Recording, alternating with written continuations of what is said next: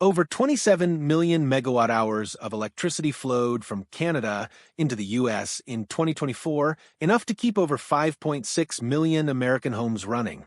But now, Canada just flipped the switch. In direct retaliation to Trump's renewed tariffs on Canadian steel and energy imports, Ontario has imposed a 25% surcharge on electricity exports to key U.S. states. The result? 7 U.S. states are now on the edge of rolling blackouts, and summer hasn't even begun. This isn't just about weather, it's a geopolitical power play with real grid consequences. U.S. energy policy, already strained under aging infrastructure, is now being stress-tested by international retaliation. If this pattern continues, we could witness multi-state power failures before June 2025. And once the lights go out, it's already too late. This is urgent. Subscribe now for breaking updates on the U.S. power crisis and how Trump's decisions are reshaping America's energy map. Ready to see who's at risk? Let's begin. Number 7, New Hampshire. New Hampshire might seem like a small player in the national energy game, but its power grid is deeply entangled with Canada's. Roughly 17% of New Hampshire's electricity comes from imports, much of it routed through Hydro-Quebec, Canada's hydroelectric giant. That dependence now carries a cost. With Ontario's new 25% export surcharge, New Hampshire's summer power supply is facing serious volatility. What's worse, the state's own generation capacity hasn't kept up with modern demand. Its aging fossil fuel plants are either being decommissioned or running at minimal capacity due to emission standards. That puts even more pressure on cross-border energy pipelines, which are now under financial attack. The real threat? ISO New England, the grid operator, has already issued early warnings about possible summer strain and rotating blackouts. If a heat wave hits in June and those higher Canadian energy prices hold, New Hampshire could be one of the first states forced to shed load to maintain balance. And while this crisis appears local, it's a ripple effect of a global economic decision. Trump's tariffs on Canadian raw materials may have aimed to boost domestic jobs, but the fallout has landed squarely on America's grid. New Hampshire residents are now at the mercy of a trade war they didn't vote for and can't escape. The twist? New Hampshire recently signed a multi-year contract for Canadian energy delivery, one that didn't account for this sudden tariff increase. The state is locked into expensive imports with no way out. And that's just the beginning. Number 6, Connecticut. Connecticut sits at a dangerous intersection. High energy costs, limited local generation, and a grid that's increasingly exposed to foreign supply shocks.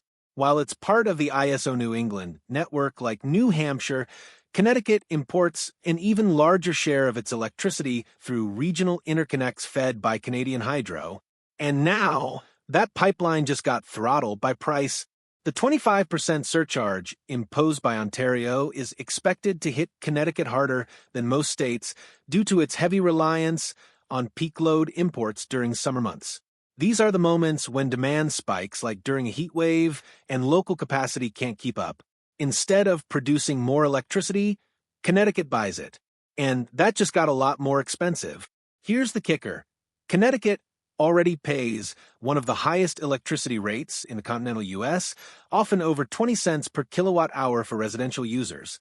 With the Canadian tariff in place, prices could surge even higher, pushing energy bills into record-breaking territory. And that's if the lights stay on. Infrastructure doesn't help either. The state's grid is aging, prone to storm-related failures, and still lacks sufficient battery storage or renewable backup. Politicians are scrambling for short-term solutions, including purchasing more LNG-generated power or negotiating emergency contracts, but those efforts won't materialize fast enough. And what's fueling this crisis? Once again, the Trump administration's aggressive tariff policy toward Canada. The intention was to punish Canadian metals and energy sectors, but the unintended consequence is that American families in places like Hartford, Bridgeport, and New Haven are now being punished with crippling electric bills and the looming threat of summer blackouts. Twist incoming. Canada has hinted at escalating beyond tariffs, considering partial export caps. If that happens, Connecticut might not just pay more. It might run out. Number 5, Massachusetts. Massachusetts may be a tech and innovation hub, but when it comes to energy, it's still dangerously dependent on foreign electricity imports, especially from Canada. In 2024, over 20% of the state's electricity during peak demand periods came from Canadian hydro sources. That's a vulnerability most residents never think about, until now. With Ontario's 25% surcharge on electricity exports in direct response to Trump's tariff escalation, Massachusetts finds itself paying more for less. The state is already grappling with a tight reserve margin heading into the summer of 2025. Officials at ISO New England are warning that just a few days of excessive demand, think a 100-degree heat wave, could tip the system into rolling outages. Massachusetts has pushed hard toward renewables, but the transition is incomplete. Offshore wind projects are delayed. Solar infrastructure is growing, but still accounts for less than 10% of supply during summer evenings when demand peaks. Meanwhile, local gas plants are aging and expensive to run. The geopolitical layer can't be ignored. Canada's tariff is a direct counterstrike to the Trump administration's aggressive trade moves. While the former president claimed the tariffs would bring energy dominance back to America, what's unfolding instead is energy vulnerability, and Massachusetts is caught in the crossfire. Add to that a twist most people missed. Hydro-Quebec signed a major export deal with New York in early 2025, rerouting supply lines that used to serve Massachusetts. That means even if Massachusetts could afford the higher prices, the available volume may not be there. Bottom line, for a state that prides itself on planning and progress, Massachusetts is staring down a blackout scenario it didn't plan for, and one triggered not by technology failure but foreign retaliation. Number 4, Michigan. Michigan is no stranger to power grid instability, but this time, it's not just aging lines or storm damage. It's international politics, and Michigan is ground zero for the fallout. Why? Because the state is one of the largest importers of Canadian electricity in the U.S., especially from Ontario, and now that Ontario has slapped a 25% surcharge on all electricity exports, Michigan's summer supply just became dangerously fragile. Here's what most don't realize. Michigan relies on Canada for up to 10% of its electricity during peak summer months. That's not just a buffer, that's a lifeline. From Detroit to Grand Rapids, large swaths of the state are connected to Ontario's grid through key intertie points. These links were never meant to carry economic warfare, but that's exactly what Trump's revived tariffs have triggered. Trump's 2025 tariff package, aimed at boosting U.S. manufacturing, reignited the steel and energy disputes with Canada. Ottawa didn't stay quiet. It hit back with energy penalties right when Michigan was entering its most energy-sensitive season. Now, utilities are scrambling to secure backup contracts at a much higher cost, which could be passed down to consumers or result in forced energy rationing. And here's the twist that should alarm every Michigan resident. DTE Energy and Consumers Energy, the state's two largest providers, have already issued quiet warnings to regulators about capacity uncertainties. Translation: if demand surges, there's no guarantee they'll be able to meet it. Add to that Michigan's vulnerable manufacturing sector, which can't function without stable electricity, and the situation turns even darker. We're not just talking about blackouts in homes, we're looking at production halts in auto plants, supply chain chaos, and massive economic loss, all triggered by a tariff war Michigan didn't ask for. Number 3, New York. New York is America's financial engine, but its energy backbone is shockingly dependent on Canada. In fact, over 25% of New York's electricity imports come directly from Canadian sources, primarily through Hydro-Quebec.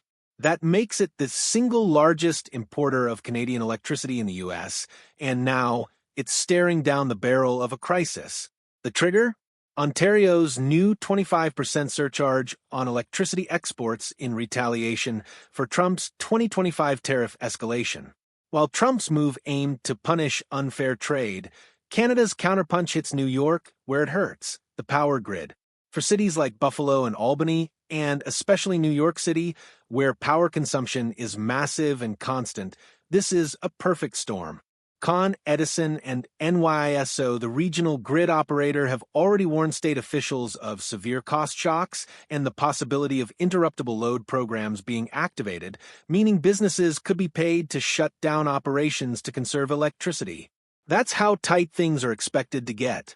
The longer-term danger is even more alarming. New York recently signed a $10 billion clean energy transmission deal with Hydro-Quebec to bring more power into the state. But Ontario's tariff throws the economics of that agreement into question. If Canada keeps raising the price or restricts volume, New York's green energy plan collapses before it even scales. Here's the twist. New York's dependence on Canadian imports actually increased because it shut down the Indian Point nuclear plant in 2021. That gamble was meant to accelerate clean energy adoption, but in reality, it left the state dangerously exposed to geopolitical retaliation. With summer demand about to spike, one wrong move in the energy trade war could plunge parts of New York into darkness, and the clock is ticking. Number 2, Minnesota. Minnesota might not be the first state that comes to mind in a power crisis, but that's exactly what makes it so vulnerable. With long, cold winters and increasingly hot summers, the state has quietly become one of the top U.S. importers of Canadian electricity, especially for Manitoba Hydro. In fact, over 20% of Minnesota's peak load demand in summer is covered by Canadian hydropower. Now, that supply is under threat, not by nature but by politics. In retaliation to Trump's renewed tariff policy, Canada's federal government-backed Ontario and Manitoba's move to raise electricity export prices by 25%, directly impacting Minnesota's transmission corridor. While Trump framed the tariffs as economic nationalism, Canada has responded with a calculated energy strike, and Minnesota is right in the crosshairs. This is more than just price pain. Minnesota's own generation capacity is under transition. Several coal plants have shut down since 2022, while new renewable sources, especially wind, have been inconsistent in output. During extreme summer heat, solar and wind aren't reliable enough to fill the gap. That's when imported Canadian baseload power has historically stepped in. But not this time. Minnesota Power and Xcel Energy have already flagged potential summer shortfalls if demand surges. They've even suggested load-shedding protocols could be activated, forcing outages in stages to preserve grid integrity. Here's the twist. Manitoba Hydro is in talks with Western Canadian provinces to redirect electricity westward, bypassing U.S. exports entirely in favor of internal Canadian demand. If that deal goes through, Minnesota won't just pay more, it could lose access entirely. Bottom line? A trade war started by Washington is putting thousands of Minnesotan households and businesses one hot week away from going completely dark. Number 1, Texas. Texas prides itself on energy independence. Its power grid, ERCOT, is famously disconnected from the rest of the continental U.S. But that isolation, once seen as a strength, is now becoming a strategic liability. And although Texas doesn't directly import electricity from Canada, the indirect impact of Canada's 25% electricity export surcharge, triggered by Trump's aggressive tariff push, is already being felt in the Lone Star State. Here's how. As power becomes more expensive and scarce in the northern U.S. due to Canadian retaliation, energy wholesalers are flooding the Texas market with out-of-state demand. That's tightening ERCOT's supply cushion, driving up prices, and straining the already fragile grid.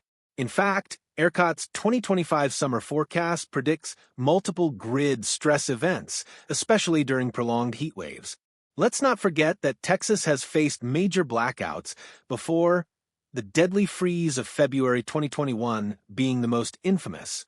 But now, with record-breaking heat expected and population growth surging, Texas may be headed for a summer power crisis of its own, even without a direct connection to Canadian electricity.